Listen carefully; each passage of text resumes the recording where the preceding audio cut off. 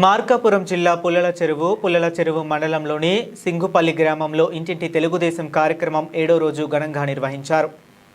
Yerragondapalem Telugu Desam party incharge Gudur Erikshan Babu ఆదేశాల మేరకు మండల కన్వీనర్ పోట్ల గోవింద్ ఆధ్వర్యంలో ఈ కార్యక్రమం జరిగింది.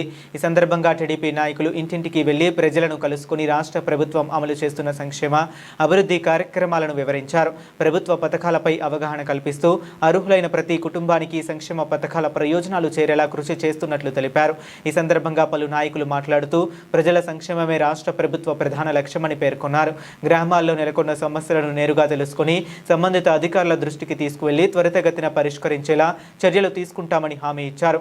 ప్రజలకు ప్రభుత్వ సేవలు మరింత సమర్థవంతంగా అందించడంతో పాటు వారి సమస్యలను నేరుగా తెలుసుకోవటమే ఇంటింటి తెలుగుదేశం కార్యక్రమం ప్రధాన ఉద్దేశమని వివరించారు.